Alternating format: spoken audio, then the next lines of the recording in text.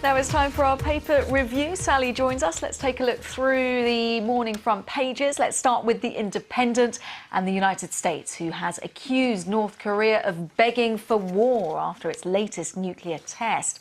Washington is now urging the UN Security Council to impose the toughest sanctions possible on Pyongyang.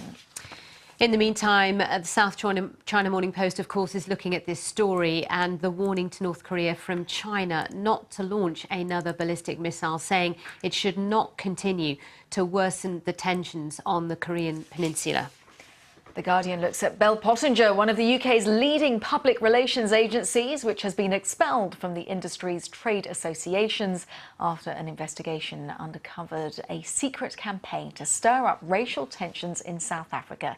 It has been considered one of the worst breaches of ethics in its history.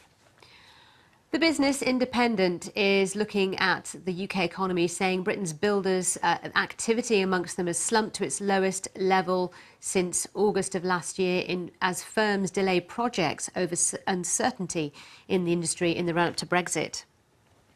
And finally, on the front of the Telegraph, we have the smiling couple, the Duke and Duchess of Cambridge, who have, of course, announced that they're expecting their third child. The Queen and both families are said to be delighted with the news. The more the merrier. Oh, absolutely. Don't they say? My goodness.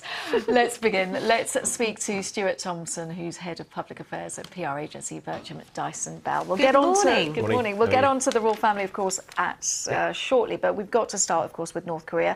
We've got the US ambassador to the UN talking about them begging for war. They are antagonistic, aren't they, to put it mildly? It's like both sides have got big sticks and they're sort of prodding the hornet's nest of each side, and just to see who stings first. It feels like we're heading towards something major and potentially catastrophic, with nobody really quite knowing how to pull back from the brink. You know, Trump on one side and the Americans and the North Koreans on the other, neither are necessarily renowned for their sense of sort of pulling back from that edge, unless China steps in and I think others with some peace mission, or just diffuse the situation, because otherwise that seems to be where we're heading for. And you see in history sometimes you sort of move towards things and there's a sense of inevitability.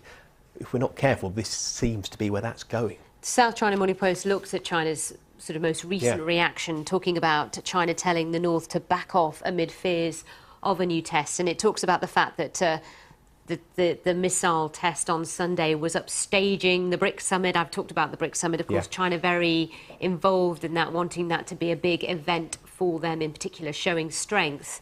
What do you make of China's response?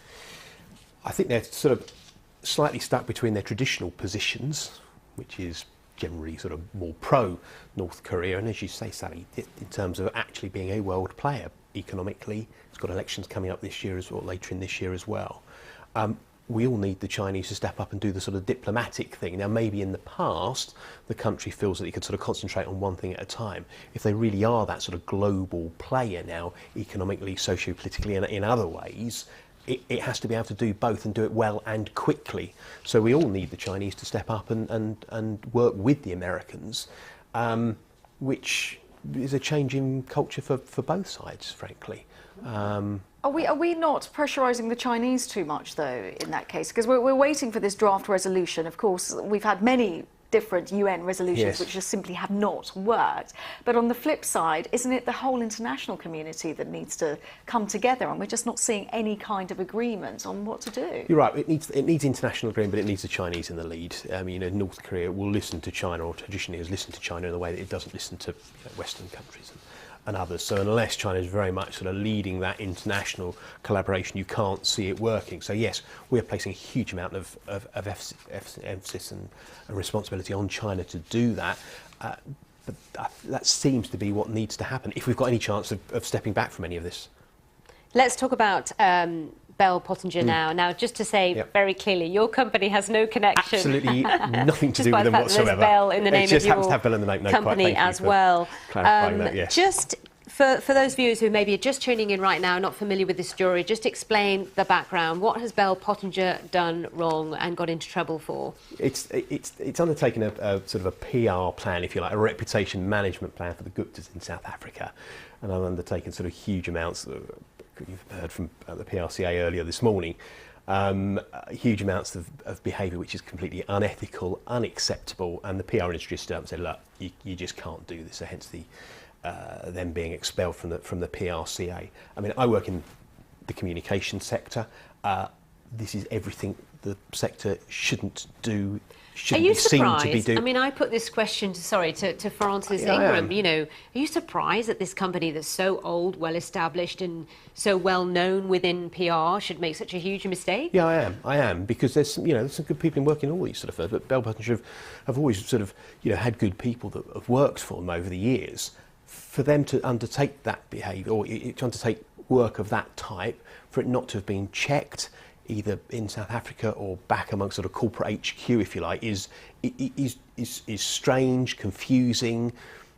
For what reasons we don't really know, but the size of the contract per month, I would imagine would have. Yeah, I would imagine. A month. That's a nice contract. Yeah, it might have swayed some people's views about what they thought was acceptable or not acceptable, or, as was sort of indicated in the resignation speech yesterday, was sort of rogue element that didn't tell the chief exec what was going on. I mean, that's not an acceptable excuse. I mean, that is just an excuse which is not right for a global organisation, as Bell Pottinger probably were, I think, is the... Having worked in PR many, many moons ago, the relationship, you are continuously talking to the client. Where does the balance, who pushes for the particular, the movement of the behaviour, I guess? Well, I mean, if a client comes to you and says, look, we want this to happen, you have to stand firm and say, look, I'm not the person, we are not the firm to do that sort of thing. Go. We don't want to work with you. If you've already got the contract and that's sort of already ongoing, you have to push back. You have to say that that's not acceptable, and you can point out the reasons why.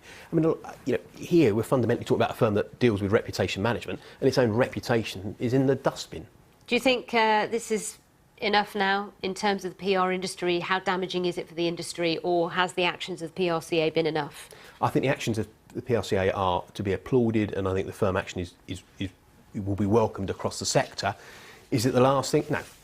No. I mean, you will always have, as in, politics, journalism, whatever it happens to be, there will always be somebody that undertakes some behaviour that, is unacceptable. So, no, it won't be the last, but by taking very strong and clear action against them, at least the industry has stood up, and so it's only to be applauded.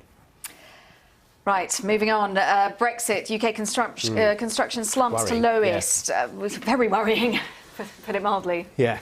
I mean, some top projects, there's a lag. The investment is already committed, so the building goes ahead. This seems to be a set of indicators which looks like, sort of that post-Brexit period, now some decisions on sort of current spending, if you like, are being made. The spending isn't happening. Now, you need more than one set of figures to draw out any sort of, clear conclusions, and so it's the summer and it's rogue figures, and there will be a series of excuses why this, can't be taken as a whole picture.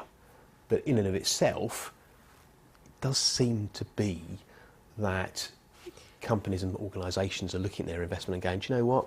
We're not sure about the UK. This time yesterday, we had the story of Michel Barnier, who's the chief negotiator for the European Union, saying he wants to educate the British people as to the consequences of Brexit. How do you feel, the communication is being handled with regards to this story?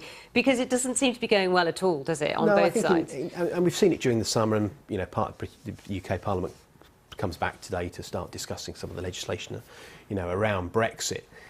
It's been a summer full of he says, she says, one side doesn't. We don't really know. It's just not very clear. And that makes it all the worse, doesn't it, for companies and businesses who are trying to make decisions, absolutely, who are going to hold off on a construction project because they have no idea what's going to happen in the next couple of years. Yeah, what is that trading relationship? What is the financial services deal that will be done? Whatever sector it happens to be.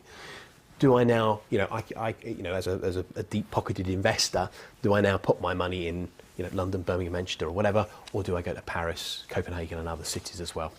Now, we did promise the more the merrier. Of course, the Duke and Duchess of Cambridge expecting their third child. Now, I was in Poland. I met the royal couple, and there was we saw the toy, the present that was given, and the kind of speculation. Obviously, I mean, there's so much speculation, but come on, when it comes to PR, they're priceless, aren't they? They just cannot put a foot wrong. They are the golden couple, aren't they? You know, the children look fantastic. All the pictures are great. Nobody says anything out of turn. So, and as the father of three as well, you know, three children, a joy at all times. There's George getting off the plane now, and there's Charlotte close behind. Of course, George starts school this week, doesn't he? Oh my goodness. Yes, yeah, you know, beginning of September. You know, it's the same sort of story for all parents, but they're under the spotlight to a much greater extent than most of us. Immense pressure, luckily. but a lot of privilege as well. Well, Stuart Thomson, thank you so much for joining us. It's been lovely to chat to you. Enjoy your day. We'll see you very soon. Bye-bye. Bye.